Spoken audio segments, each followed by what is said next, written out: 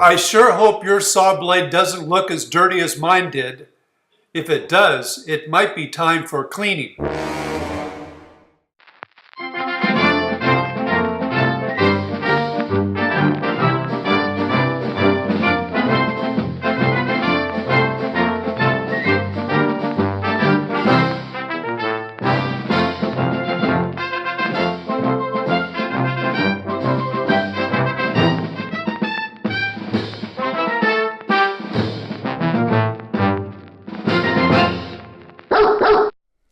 Hello there and welcome to WB Fun Woodworking. I'm Don. Yesterday I had to change out the blade in my table saw because I was cutting some melamine, and so I figured that my Forrest Woosworker II was dirty. It needed to be cleaned, so I went ahead and cleaned it today. The other day I was at Rockler. I needed something for my lathe, and they had what they usually have, a big sale going on. And so I decided to pick up one of their kits for cleaning saw blades. I knew I needed to clean my Forrest Woosworker II, obviously.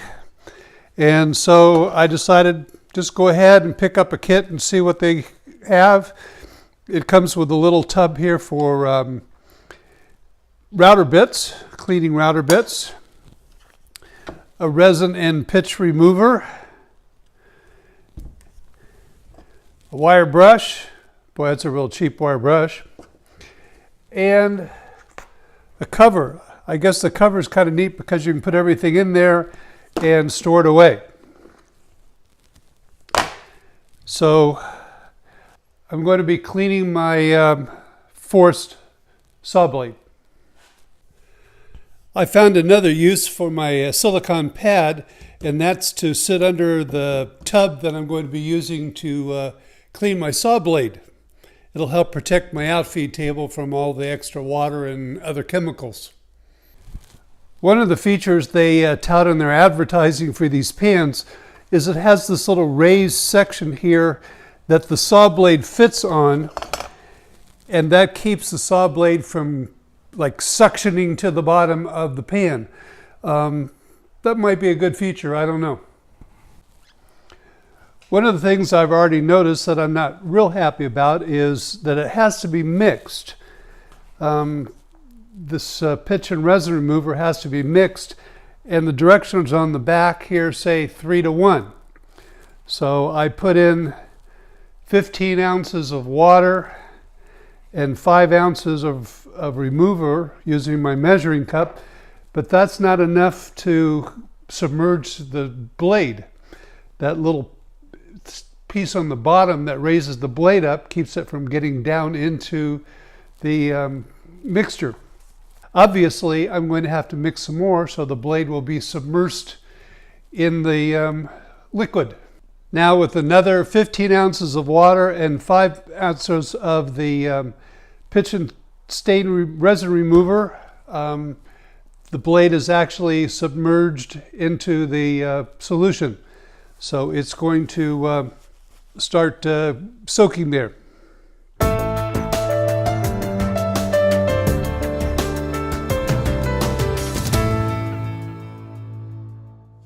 Okay, I've let the 5 minutes go by, or approximately 5 minutes that they suggest.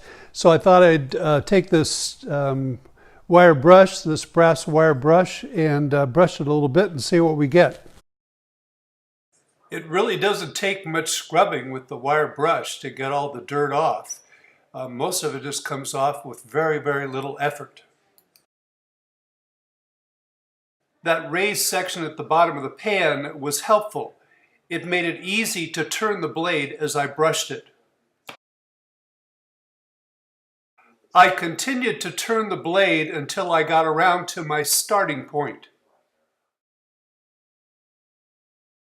After the brushing on the front, you can see what it looks like. Now I need to switch it over to the back and clean the back off.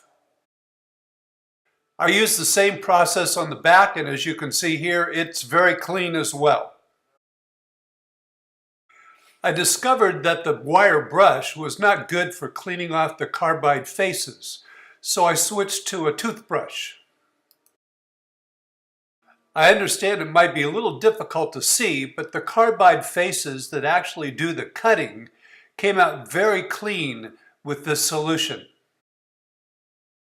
I'm very pleased with how this blade turned out. Overall, this Rockler kit did a very good job of cleaning the blade. While the included wire brush did a good job of cleaning off the blade teeth on the sides, I couldn't get it between the teeth to clean off the carbide. I also noticed a lot of the wire brush bristles came out and ended up at the bottom of the pan. When I cleaned out the pan, I had to make sure that I got rid of all of those. As you can see here, another handy feature turned out to be the top. I put it off to the side so I could put my solution on top of it, my measuring cup, and the paper towel. That helped protect my outfeed table from all the water. One of the things that disturbed me the most was the size of the pan. It didn't need to be this big. It didn't need to be this wide or this deep. I realized Rockler was trying to make a pan that would work for 12-inch blades, so that might count for the width. But I'm not sure why it has to be so deep. But in actuality, that's not really a big problem. It just means I have to find a larger place to store it. Now I'm going to have to take the saw blade out, get it all rinsed off and wiped off so it doesn't rust. But pretty pleased with how clean it got. I found another use for the top. I used it to carry the saw blade into the house in the sink so it didn't drip all over the floor, and got it rinsed off and dried off. So top came in handy for that. Well, everything cleaned up nicely with water in the sink. Pan's now clean and dry. Brushes are clean. Cleaned up my measuring cup.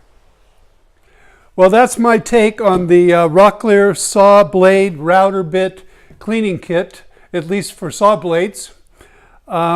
I know a lot of you have your own solutions that you like to use. Please leave those in the comments down below. I'm sure others would like to know what you use to clean your saw blades. I've seen all different kinds of solutions that people use, and people use other things other than the big bin that Rockler supplies. But I have to say that I am pleased with how my saw blade looks. When I put it back on the table saw next week, I guess I'll find out how well it cuts. If you like this video, please remember to give it a thumbs up down below. Leave any questions or comments that you have. Please subscribe to our channel if you haven't already done so. Thank you all very much for watching.